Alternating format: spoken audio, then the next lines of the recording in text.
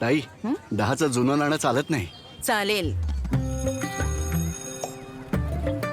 हो,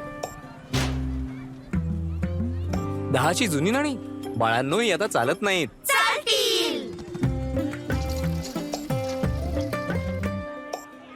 किती?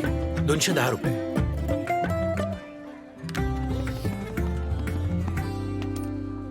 दादा 10चं जुनं नाणं आता चालत नाही. चालेल नाणं नाणं नाणं चालेल नक्की. अफवा नाही, माझा ऐका.